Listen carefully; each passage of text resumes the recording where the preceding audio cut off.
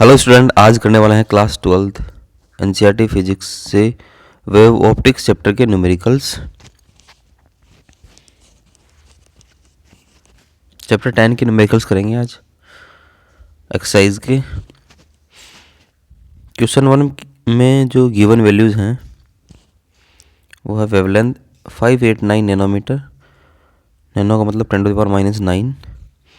Refractive index of water दे रखा है 1.33। Wavelength of reflected wave या फिर लाइट सेम एज इंसिडेंट, क्योंकि दोनों एयर में है।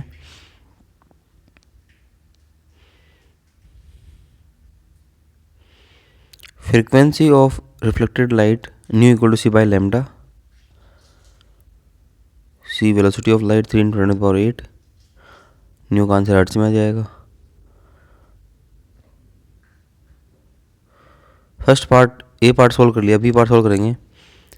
When light goes into the water from air then speed change but frequency remains same. Speed decrease हो जाएगी लेकिन फ्रीक्वेंसी क्या रहेगी, same. But wavelength also decreases, lambda dash equal to lambda by N.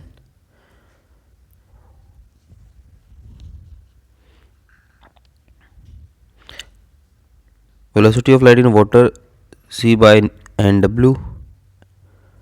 तो बिल्कुल easy numerical. अगला numerical है 10.2।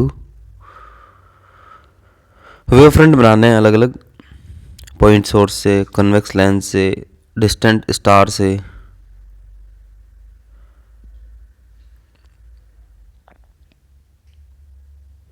एक पॉइंट से जो लाइट जा रही है, पॉइंट सोर्स से लाइट जा रही है, वो स्फेरिकल वेव फ्रंट बनेगा।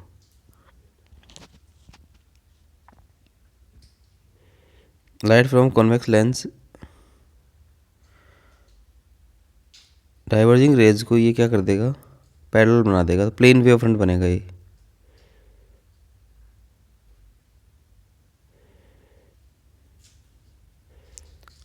Light come from distant star, parallel raise आती है वो, तो पैरेलल रेज से कौन सा बनेगा, प्लेन वेव फ्रंट।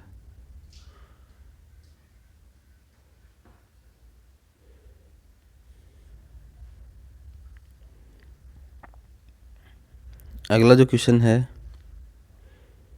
10.3। ग्लास का रिफ्रैक्टिव इंडेक्स दे रखा है, velocity of light in air दे रखी है।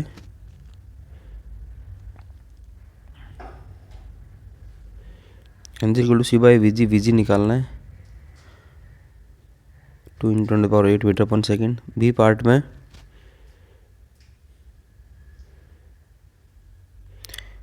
Speed of light depend on colours, yes. Refractive index of violet colour ज़्यादा होगा रेड से, लेकिन वॉयलेट की वेलोसिटी क्या होगी, कम होगी रेड से, क्योंकि वेलोसिटी और रिफ्रैक्टिव इंडेक्स रेसिप्रोकल होते हैं। 10.4 में डिस्टेंस बिटवीन S1 S2 दे रखी है, स्लिट के बीच की डिस्टेंस दे रखी है, distance between slit and screen दे रखी है।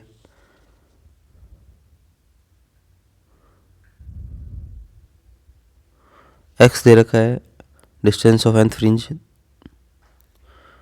x equal to N lambda D by d, formula लगा के लेमडा वेवलेंथ निकालना है। बिल्कुल इजी न्यूमेरिकल है। Distance of nth fringe from central maxima.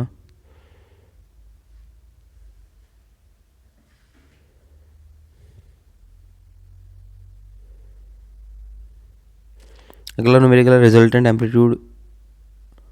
Intensity होती है वो एम्पलीट्यूड के स्क्वायर के प्रोपोर्शनल होती है। आई इक्वल टू के ए स्क्वायर, I1 इक्वल टू के A1 square, I2 equal to के A2 स्क्वायर। पूरी इक्वेशन फर्स्ट को के से मल्टीप्लाई कर देंगे और पूरी इक्वेशन को आई में कन्वर्ट कर देंगे।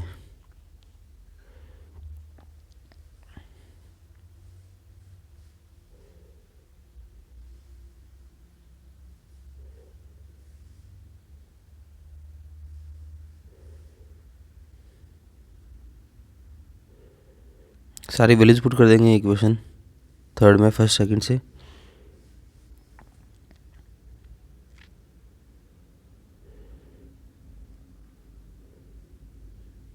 ये गिवन है I1 equal to I2 equal to आई,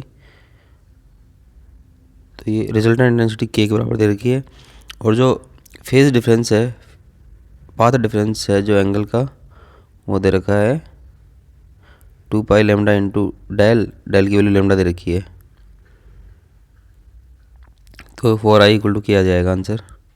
इसी का बी पार्ट है, अगर पाथ डिफरेंस आपके पास लेमडा बाई 3 हो तो क्या होगा, ये 2 पाई बाई 3 आ जाएगा। 2 पाई बाई 3 का मतलब होता है कोस 120 माइनस 1/2।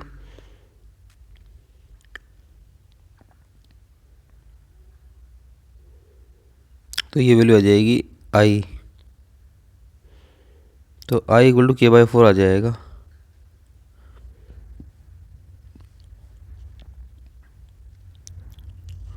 टेन पॉइंट सिक्स में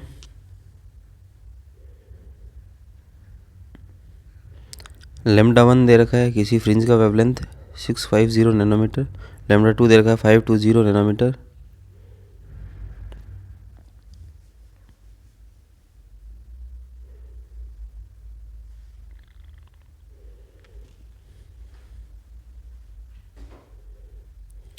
कैपिटल डी दे रखा है 1.2 मीटर, स्मॉल डी भी दे रखा है 2.2 mm, 2 × 10⁻³ मीटर।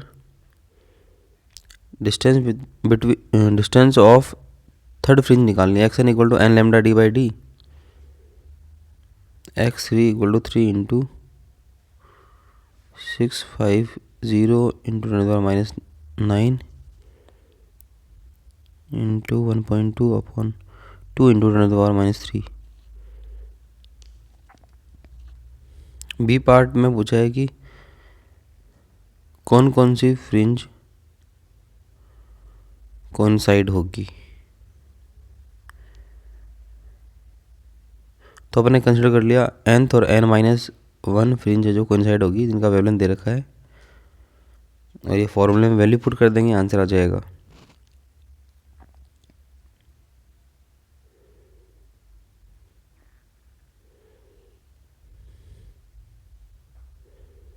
डिस्टेंस सेम होनी चाहिए, अगर कोइंसाइड होगा तो ये कंडीशन होती है overlapping. N lambda 2 D by D equal to n-1 lambda D by lambda 1 D by D. इसमें डी बाई डी कैंसिल हो जाएगा,